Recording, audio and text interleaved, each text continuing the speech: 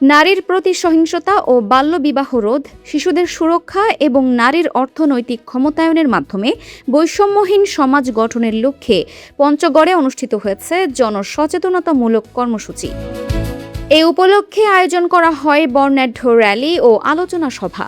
আজ সোমবার 18 মে সকাল 10টায় পঞ্চগড় জেলা প্রশাসক কার্যালয়ের সামনে থেকে একটি বর্ণাঢ্য র্যালি বের করা হয়। র্যালিটি শহরের প্রধান প্রধান সড়ক প্রদক্ষিণ করে সরকারি অডিটোরিয়াম চত্বরে গিয়ে শেষ হয়। পরে সেখানে জেলা প্রশাসনের আয়োজনে অনুষ্ঠিত হয় আলোচনা সভা। সভায় নারীর অধিকার প্রতিষ্ঠা, বাল্যবিবাহ প্রতিরোধ, শিশুদের নিরাপত্তা নিশ্চিতকরণ এবং নারীদের অর্থনৈতিকভাবে স্বাবলম্বী করার ওপর গুরুত্বারোপ করা হয়। আমরা জানি আমাদের দেশের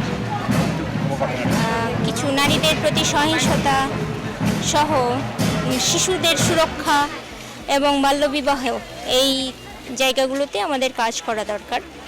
সেইটার অংশ হিসেবে সরকারের কর্মসূচির অংশ হিসেবে আমরা এই সচেতনতামূলক প্রোগ্রামের আয়োজন করেছি। এখানে সমাজের বিভিন্ন স্তরের অংশগ্রহণ আছে।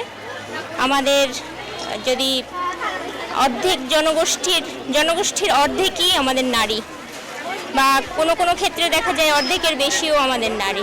সেই নারীর শিক্ষা, স্বাস্থ্য এবং সুরক্ষা সেটা নিশ্চিত না করা গেলে আমাদের উন্নয়ন সুদূর পরাহত হবে।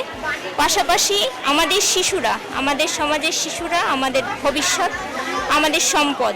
এই শিশু যত সুন্দর, সুস্থ এবং সবল হবে, তাদের সফলতার হার তত বাড়বে এবং তাদের রাষ্ট্রীয় পর্যায়ে তাদের অবদানের সুযোগ তত বাড়বে। এবং শিশুর সুরক্ষা নিশ্চিত করা রাষ্ট্রের দায়িত্ব, আমাদের সমাজের দায়িত্ব। সব কিছু মিলিয়ে আজকের এই সচেতনতামূলক প্রোগ্রাম।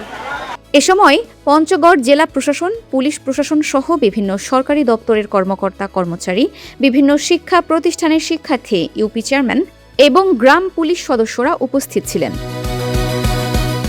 আরিফিন ফারহা, দিনাজপুর টিভি।